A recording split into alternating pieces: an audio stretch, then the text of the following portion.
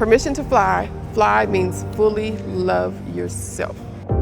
We are inspiring women and girls with rare, visible medical conditions to embrace who they are, show it, be proud of it, and then uplift somebody else. We mentor through mainly the performing arts, and one of the things is that when you have a visible condition such as eczema, Bell's palsy, all these things that you need to be on the stage, and when you're on the stage, you're showing your skin, you're showing you're just vulnerable. The way this started was out of a vision from a former dance student, or I call her my dance daughter. Her name was Ashley Rose, and we both had a rare condition. I have something called Bell's palsy. I am partially paralyzed on one side of my face, and the paralysis took my smile away. The smile that I consider to be a normal smile, it took it away. And as a performer, which I was, you have to smile when you're on the stage. And it stole that from me, and it made me feel invisible and non-attractive and like a freak. My business partner, co-founder, my daughter-in-love, Ashley, was gonna be the face of the organization. I was gonna be behind the scenes doing everything.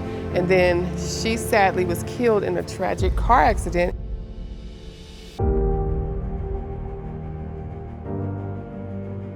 And I had to become the face of the organization because I couldn't let it die, or else we would be just letting go of everything she wanted, everything that I wanted. And I had to learn to be the best example of the advice that I give to everybody else. And so that's how I came to terms with it, because I had to be it. But it took me a minute, and it still is hard. This video camera, cell phone cameras, all of this is like my Achilles heel, and anytime you see me on it, it's me stepping out of my comfort zone because I know this is the mission and the cause that I need to do. The fact that I had this panel and that so many people were touched by the ladies on the panel, not by me, but by the other people sharing their stories. I do and have talked to my doctors in reference to my mental status and how to deal with the fact that I have alopecia.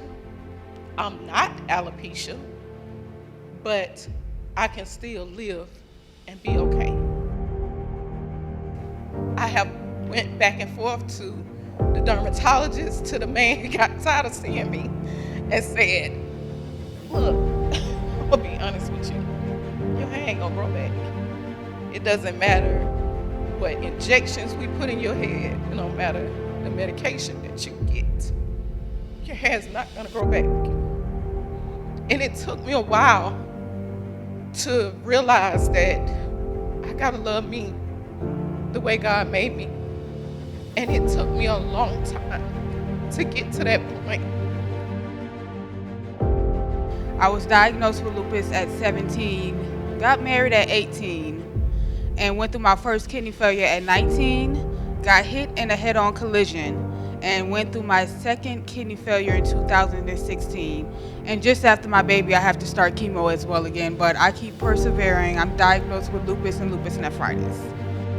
I was told a long time ago that I wouldn't be able to have kids. God blessed me with some kids today. So there are certain things that don't make me listen to a doctor completely, because I feel like they're going off from a science standpoint and I'm going off from a God standpoint.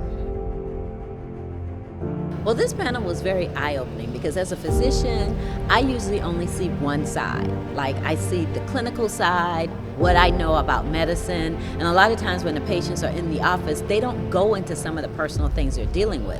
So the panel showed me that people are going through a whole lot more than what's on the surface. We need support because we're changing lives. We're changing hearts, we're changing mindset, and we're changing lives. My dream is to create a company, a performance company of rare performers that can go out and tell these stories. And I need funding to do that because I think that would be so amazing.